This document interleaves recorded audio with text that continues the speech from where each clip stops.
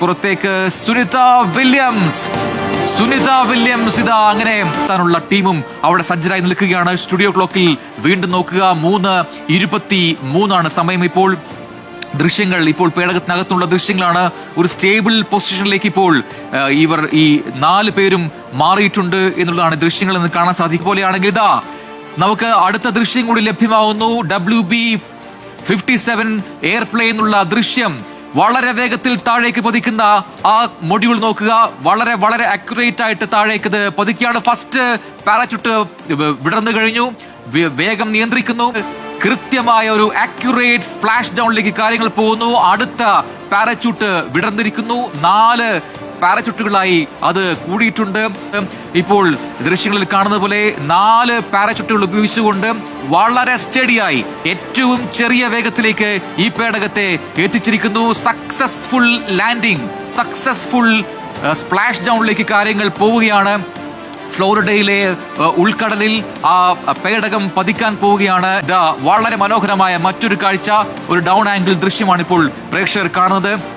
അതിൽ വ്യക്തമാണ് താഴേക്ക് മന്ദം വരുന്ന ആ കാഴ്ച. വളരെ ബ്യൂട്ടിഫുൾ ആയിട്ടൊരു കാഴ്ച.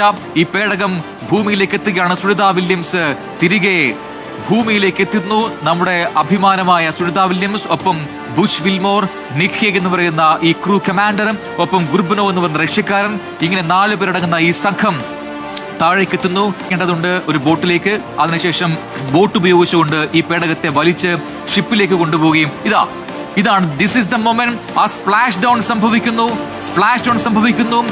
സ്റ്റുഡിയോ ക്ലോക്കിൽ സമയം നോക്കുക, 3:28 എക്സാക്ട് ടൈം. 3:28 സ്പ്ലാഷ് ഡൗൺ സംഭവിച്ചിരിക്കുന്നു. ഭൂമിയെ തൊട്ടിരിക്കുന്നു. ഡ്രാഗൺ 9 അല്ലെങ്കിൽ ക്രൂ 9 ഡ്രാഗൺ എന്ന് പറയുന്ന പേടകം ഭൂമിയെ തൊട്ടിരിക്കുന്നു. കഴിഞ്ഞ വർഷം സെപ്റ്റംബറിൽ വിക്ഷേപിച്ച് ഇന്റർനാഷണൽ സ്പേസ് സ്റ്റേഷനിൽ ഡോക്ക് ചെയ്യപ്പെട്ട ക്രൂ 9 ഡ്രാഗൺ പേടകം തിരികെ ഭൂമിയിലേക്ക് എത്തിയിരിക്കുന്നു.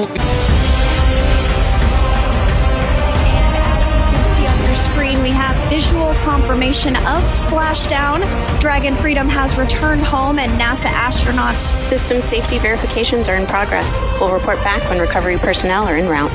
Welcome back. Sunita Williams, Butch Wilmore ഇതാ വിജയകരമായി സ്പ്ലാഷ് ഡൗൺ പൂർത്തിയാക്കിയിരിക്കുകയാണ്. നമുക്ക് ദൃശ്യങ്ങളിൽ കാണാം. സൈന്യം അതിവേഗം, നാവികസേന പേടകം തിരിച്ചെടുക്കുന്നതിന് വേണ്ടി അടുത്തേക്ക് എത്തിക്കൊണ്ടിരിക്കുകയാണ്. ഒരുപക്ഷെ ചരിത്ര നിമിഷത്തിനാണ് നമ്മൾ സാക്ഷിയായിക്കൊണ്ടിരിക്കുന്നത് എന്നതാണ്.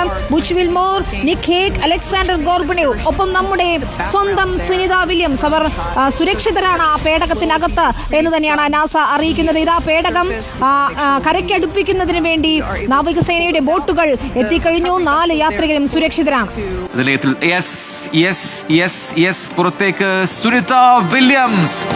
സുനിത വില്യംസ് ഇതാ അങ്ങനെ മദർത്തിലേക്ക് തിരികെ സുനിത വില്യംസിനെ പുറത്തേക്ക് എത്തിച്ചിരിക്കുകയാണ്. അവരുടെ പ്രതികരണം, അവരുടെ മുഖത്ത് അവർ കൈവീശി അവരുടെ സന്തോഷം എല്ലാവരുമായി പങ്കുവെക്കുന്ന കാഴ്ച, സുന്ദരമായ കാഴ്ച. അങ്ങനെ സുനിത വില്യംസ് പുറത്ത് ഇറങ്ങിയിരിക്കുന്നു.